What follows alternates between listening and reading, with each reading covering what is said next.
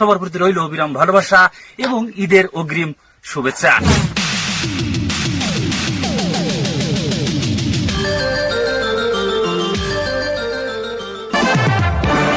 আসসালামু আলাইকুম।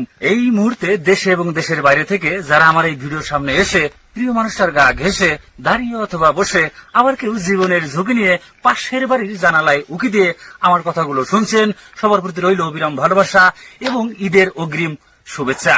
ঈদ এলোরে, ঈদ এলোরে, প্রিয় মানুষগুলা কই, প্রবাসে কি আছে ঈদ যদি এমন রই। বাইরে প্রবাসী কোনো ঈদ আছে? মালিকে ফোন দিয়ে কয় কাজ করতে হইব, কাজ না করলে বলে বেতন কাটিয়ে রাখিয়ে দেবো। এই কারণে ভাই কাজ করতে আছি। প্রবাসী কোনো নিজের কোনো স্বাধীনতা নাই, পরের স্বাধীনই ভাই চলতে হয়। প্রবাসে ঈদ আছে, নেই ঈদের আনন্দ, হাজার খুঁজেও পাই না প্রিয়জনদের সাথে কাটানো দেশের ঈদের এরকম গন্ধ। পরিবারকে সুখে রাখতে থাকি আমি দূর প্রবাসে, কাল থেকে বাসায় ফিরে চোখ বাসা জলে। আমার কিসের ঈদ, আমি প্রবাসী ছেলে, আমার কিসের ঈদ, আমি প্রবাসী ছেলে।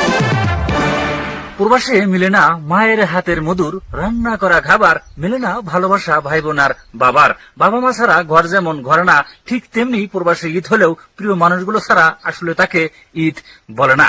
কারণ 95% প্রবাসীদের ঈদ কাটে কাজের মাঝে, কষ্টের ভাজে। তাদের দুঃখ কেউ নাহি বোঝে, তবে তারা হাজারো কষ্টে থেকেও ঠিকই অন্যদের সুখ এভাবে খোঁজে। বাড়িতে নাকি টাকা লাগবে, যদি বাড়িতে টাকা না পাঠাতে পারি তাহলে তারা ভালোভাবে ঈদ কাটাতে পারবে না। এখন আর কি করার, নিজের কাছে কিছু টাকা রাখছিলাম, ঈদের শপিং করতে সেগুলো পাঠিয়ে দিতে হবে। বাড়ি থেকে বলছে জিনিসপাতির অনেক দাম পাচ্ছে, তারা নয় হলে ভালোভাবে ঈদ কাটাতে পারবো না। আর এই ঘটনা শুধু আমার সাথে না, অনেক প্রবাসীর সাথেই ঘটে, খোঁজ নিলেই দেখা যাবে।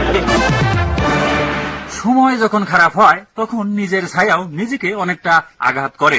ক্ষুধার্ত পেট, খালি পকেট আর মিথ্যা ভালোবাসা মানুষকে অনেক কিছুই শিখিয়ে যায়। তবে আমার কেমন জানি মনে হয় জীবনটা তখনই সুন্দর ছিল যখন ছিলাম মায়ের কোলে, আর মায়ে ডাকতো বাবু বলে।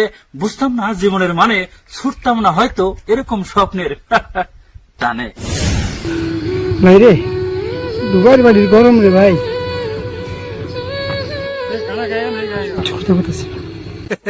প্রবাসে কষ্ট হইলেও মানে নিতে হইব, কারণ পরিবারের দায়িত্ব কাঁধে। কষ্টের প্রবাস জীবন আমার, বন্ধ হয়ে আসে নিঃশ্বাস। অনেক কষ্টে আছি আমি, কেউ তো করে না বিশ্বাস। মাঝে মাঝে মনের কথাগুলো প্রকাশ করি এই ফেসবুকে। আসলে প্রবাস জীবন নিয়ে